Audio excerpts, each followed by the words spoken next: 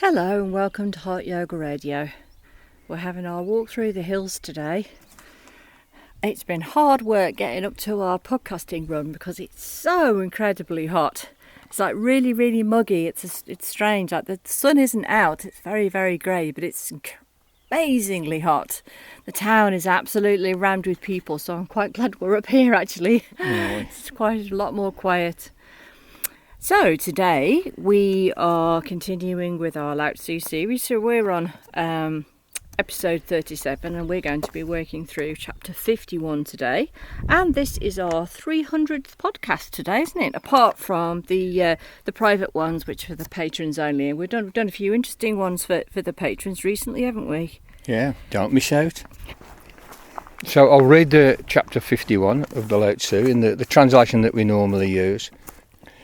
Everything streams from the Tao. Everything is nurtured by Tai. Everything is made out of substance.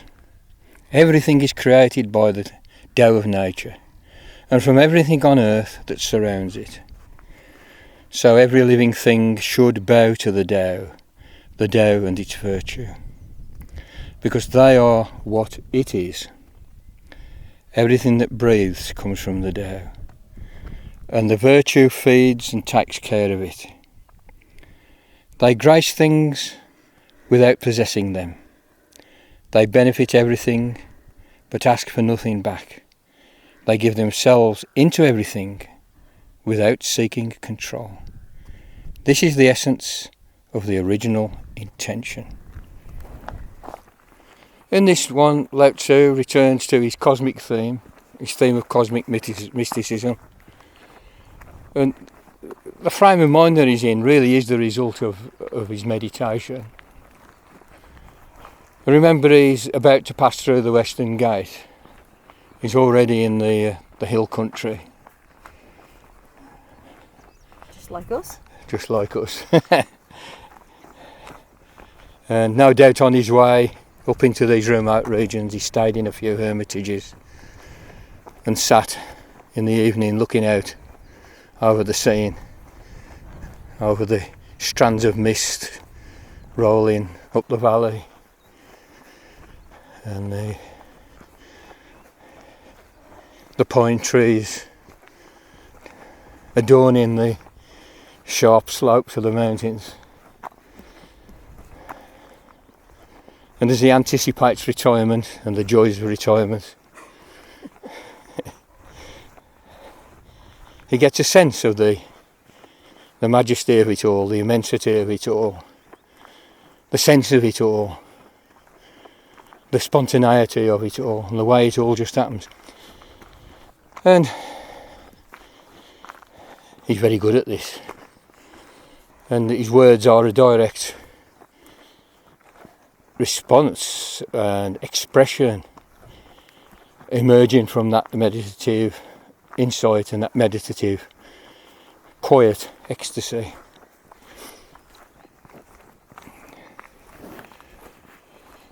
And so what's he saying? What sense is coming to him? What sense is he gaining of this immensity that we find ourselves as human beings thrown into? Well, he has a sense of beginning, that his mind is drawn back to the notion of an origin. And this is his origin story, and it's rather different from the Adam and Eve story and in the beginning God story that we're accustomed to.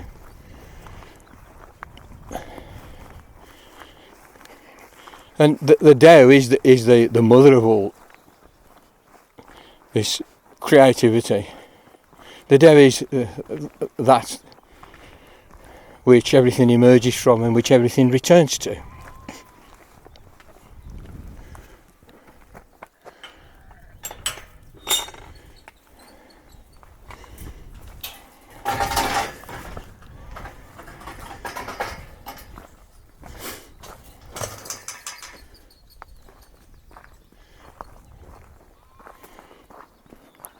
Now he also talks about the Tai, which is very often translated as virtue, and in this translation they're translated as revert to the term virtue. And the virtue, I suppose, or the Tai, is the the more active part of the Tao. It's when the Tao is emerging out of its primeval formless oneness into the activity of creation and destruction of the universe that we know. And Lao Tzu remarks that all of this, it works spontaneously. It's a part of the original setup. It's rather different from the exertion of creative willpower by a patriarchal God, modelled on the idea of a worldly king.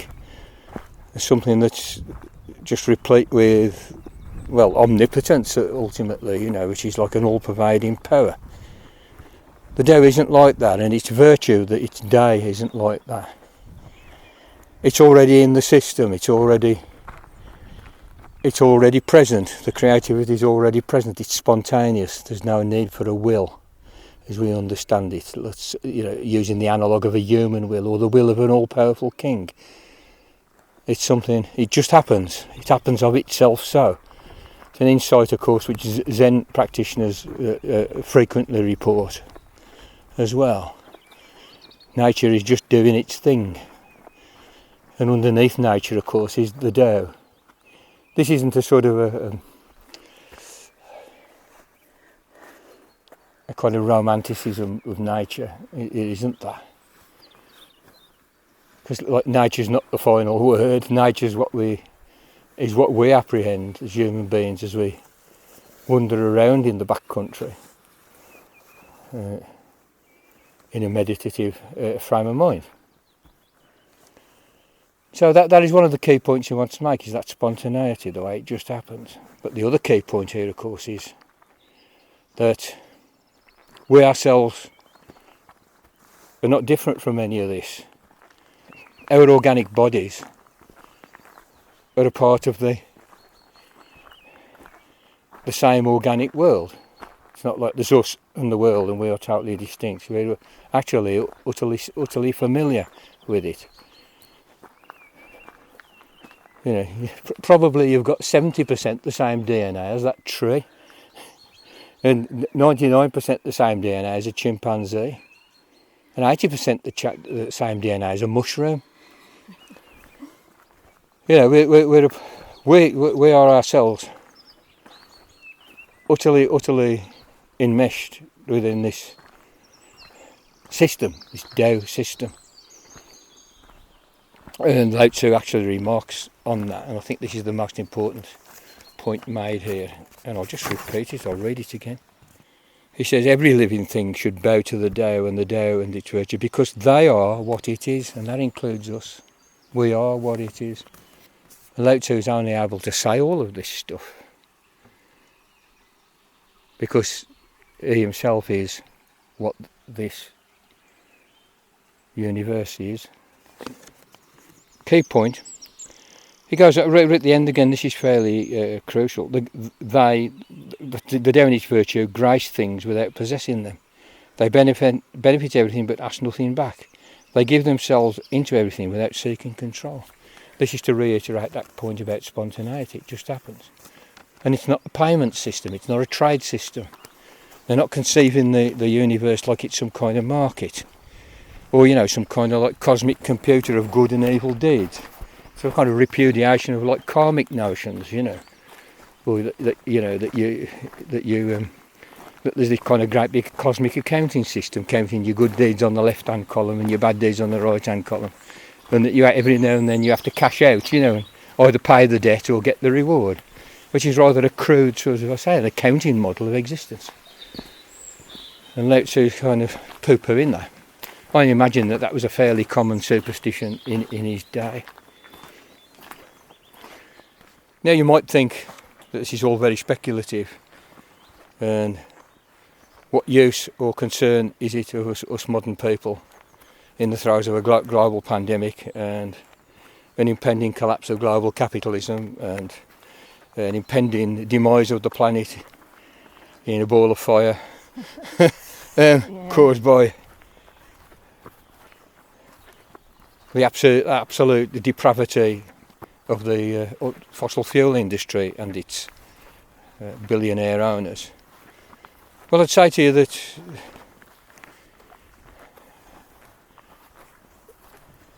if you've got any sense, you'll be, however kind of political you feel about all of this stuff that's going on, you're still going to want to meditate, and you're going to want to meditate to see even more clearly.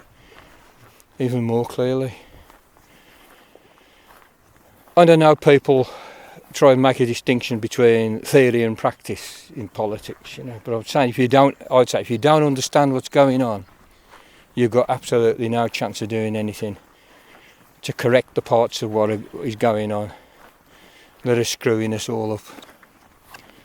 And so this is why you have to meditate. It doesn't mean to say you nip off into the hermitage, though I say if you're about to retire, why not? If you're 80 years old, you might think, well, I have the perfect excuse now. But I maintain that this stuff that Lao Tzu is apprehending through his meditation is something that we all need to apprehend as well. And it will be a wonderful intrinsic value to us as individuals on just the personal level of encountering what is beautiful and sublime, and capable of imparting some real understanding to us. But also on the level of a kind of practicality, that we will see our world the clearer if we can have a little bit of an acquaintance with what Lao Tzu calls the Tao.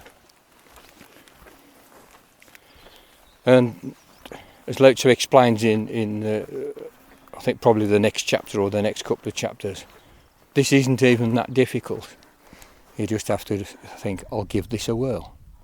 So I'm recommending it. I'm actually recommending this for reasons of of our personal enrichment and good, but also for reasons of helping us to expand our collective understanding of the situation that we're actually in. Well, I hope everyone found that interesting and hopefully useful. I'm quite quiet today because I had my first vaccination not yesterday but the day before. Gosh. Wow. I think if you haven't had a vaccination yet, I would just gently expect maybe not to be able to do too much sort of on the evening of the day of the vaccination, and maybe not too much on the day after either. I'm just about staggering round the hill today. So it's wearing off, but yes, it was noteworthy. But I have suddenly realised that Microsoft is the best, and I've ordered, a buttload of products this morning, and I feel really, really good about myself. It's amazing. And you subscribe to Office 365 or whatever it is. Yeah. And now Bill Gates is God. They were right all along. They were right. All right. Well, here's a true story to amuse our listeners. I had my first vaccine, I don't know, a couple of months ago, 3 months ago or something, because I've been an old git. And I felt a bit rough. It wasn't terrible, to be honest with you. You got off lighter than me. I said, definitely. I didn't feel too bad. I could tell something was going on. I could feel my immune system like having a go. And because I was just a little bit grotty, I couldn't really sleep. So I was lying in bed feeling a bit grotty. So I put the BBC World Service on a little radio I got by the bed. And I thought, I'm going to just listen to it a while, it's a bit that I'll probably nod off. And I turned it on, and Bill Gates was reading his book. Oh God, that is so spooky. So I do actually... I've stopped kind of, taking the piss out of people about the nanobots and stuff. It is fucking true. Anyway, peace be upon you, and may you in your life apprehend the Tao, because it is sublime. It's one of life's great experiences to apprehend this thing, and I wish it upon you. And take care of yourselves, and wash your hands. And make knowledge great again.